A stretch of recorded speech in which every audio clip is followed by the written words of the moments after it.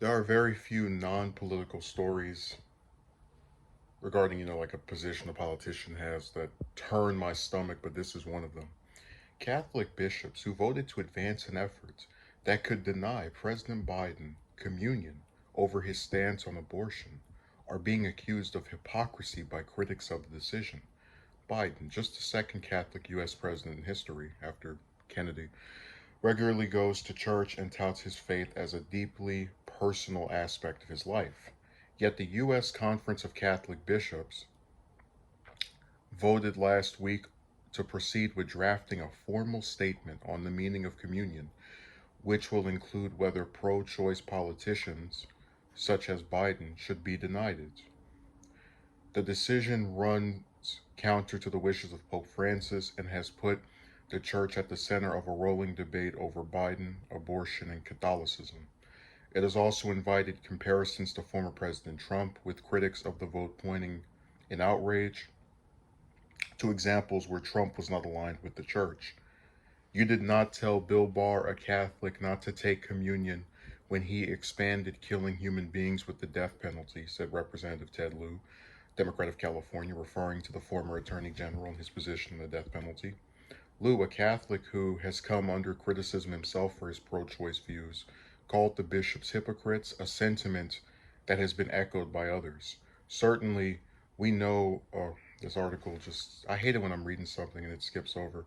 We know President Trump was a deeply immoral individual whose personal and political stances flew in the face of virtually everything the Catholic Church teaches, said Maggie Sidqui, Senior Director of the Faith and Progressive Policy Initiative at the Center for American Progress. I hate that place.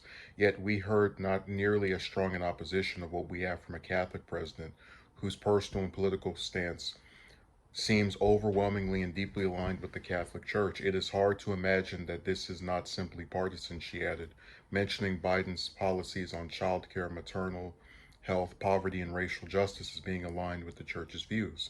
The White House has said the issue is a personal one to the president, but has not commented further. The president's faith is personal. It's something that has helped guide him through some challenging moments of their life, and that's how many Americans see their faith as well, not through a political prism. White House Press Secretary Jen Psaki, whatever, told reporters on Monday.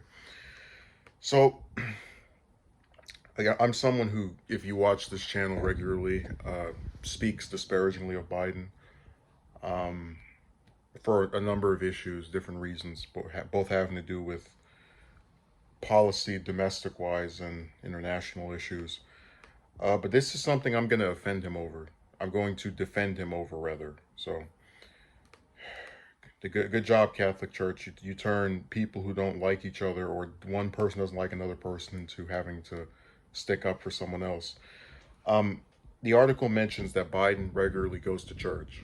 Now, if you ask the U.S. Conference Catholic Catholic bishops, I was thinking of another word that starts with a B.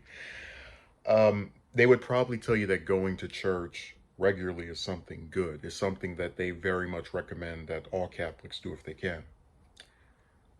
Um, and one of the problems I've had with organized religion as a fellow Catholic is that they have this like weird cult mentality where if you do one thing that doesn't align with their views and you're in some prominent position as a public figure that can have to do with policy, they start questioning the validity of your religion. And that really upsets me because I'm sure they have some high standing in the Catholic Church, but they didn't make this religion. And who the hell are they to tell somebody how religious they are? Like, again, just putting myself in Biden's shoes. Imagine you have all these views that align with your church, you go to it regularly, you talk about how much it's affected you in a positive way.